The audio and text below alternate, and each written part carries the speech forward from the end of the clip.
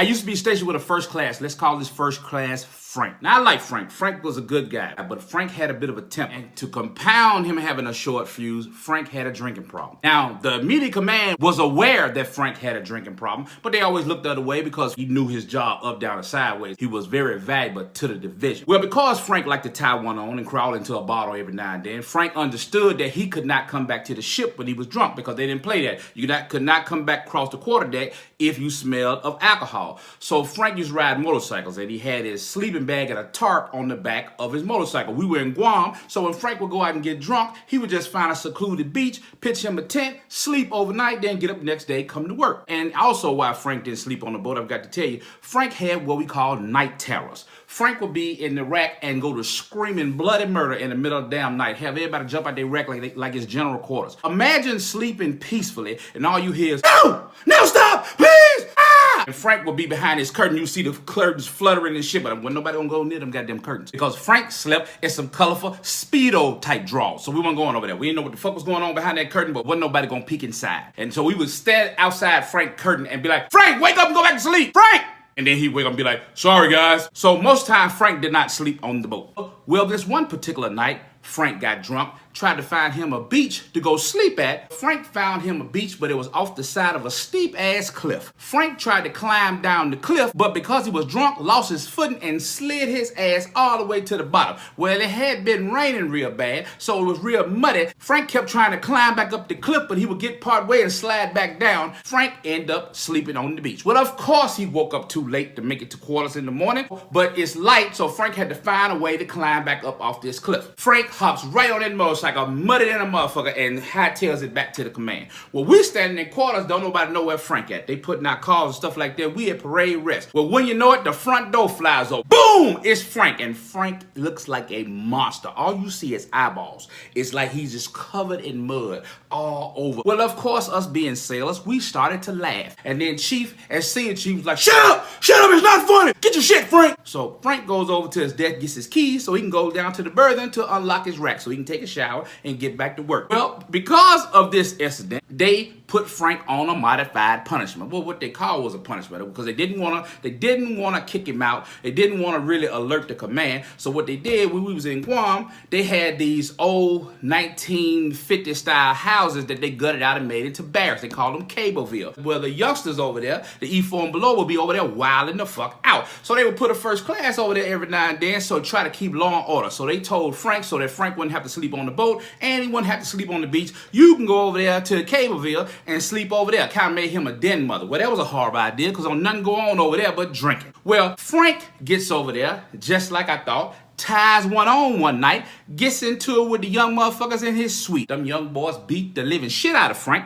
and they had to call the shore patrol to come get Frank and drag him back to the boat. I happened to be on duty that night. I'm the highest ranking motherfucker in our division that particular night. So guess what? Somebody from the division got a drunk watch Frank for the rest of the night. Now I'm pissed because now I can't do my job and I gotta sit up in here in medical bay with this motherfucker all goddamn night. Well, they drug Frank in, screaming and scratching, and he's all fucked up. That young kid fucked him up, and he's all cut up and fucked up. And it gets him up there at medical. They strap him down to the gurney, and they roll him in there, and they said let him sleep it off. By this time, Frank had passed out. I was like, "Well, you know what I'm saying? Do you really want to keep him strapped up?" Good, I know him. Just take the straps off. Well, that was a bad idea. To pass time, they had a computer there. MySpace was popping. I got 4 or 5 goddamn conversations in DM going on. My weekend gonna be lovely. I'm typing and kikiing and sniggling and giggling. I hear boom. Frank then flipped his ass off that goddamn gurney and planted face first on the deck. Well, we on the ship, that's a metal deck. So I called up the section leader and say, "This motherfucker that fell off the goddamn gurney,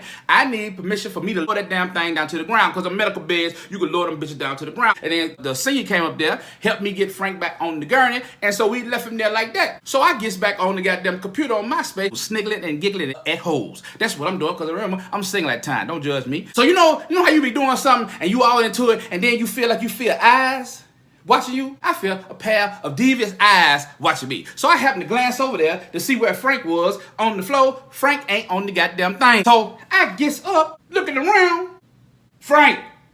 No goddamn Frank. So I turn all the way to 5 o'clock, and Frank is behind a table peeping at my goddamn ass over the damn table. I'm like, "Frank, hey dog, Get back on the cot, Frank. Come on, Frank. Now get back on the bed. Now this Hunt, man. This Hunt. Get back on the bed, Frank. Whole time, he don't never stop looking at me.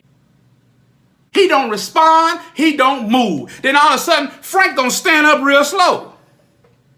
Still maintaining eye contact with me. Then Frank start walking towards me slowly. But now I done got the fuck up. I done plant my back feet. Because I know I can whoop Frank ass. I weigh Frank about 50 pounds. I ain't worried about Frank. In my mind, I'm like, if Frank rushed me, I'm rehearsing all kind of little new moves in my goddamn head. You know, we always got some new moves, and I hear we want to try on somebody. Them shits look good in our head. We rehearsing it, and that shit don't never really go like it's supposed to. That's neither here nor there. But so I'm thinking about my new moves. I say, now if he lunge at me, I'm going to sidestep him, let his body weight take it past me, and I'm going to catch him in the back of the head, and I'm going to keep catching him till Frank go back to sleep. I'm kind of confident with him, sitting there like, all right, now. All right, Frank. Frank. Now I'm telling him, one, Frank. But as Frank got closer, I ain't gonna sit him lie, start getting scared in the motherfucker. Because Frank had them crazy ass Charles Manson eyes looking at me. It's like Frank was dead inside. I seen the devil down in his soul playing the drums. I went from goddamn confident to getting kind of concerned, like, Frank, hey man, come on, dog. Frank, now this Hunt, this me, dog. Don't do this, man. Frank. But Frank get halfway goddamn to me and he stop and turn around and go lay back on the goddamn bed. I get right on the phone to the section leader. Hey, man, I think y'all might need to come down here and strap this son bitch back down. So Frank end up sleeping for the rest of the night. So we get back to work next morning. Frank come down. He's still all cut up and beat the fuck up from the altercation. He walks up to my desk with tears in his eyes. He was like, Hunt, man. They told me you took care of me last night, man. Thank you, man. Well, thank you, Hunt. Thank you for looking out. Thank you, Hunt. He crying and shit. I'm like, Frank, man, just gotta slack up on the drinking, Frank. We concerned about you, dog. And leave them young guys alone. He was like, yeah, I learned my lesson, Hunt. This is really crazy, Hunt. I'm gonna beat that little motherfucker ass when I see him, though, Hunt. I'm like, damn it, Frank.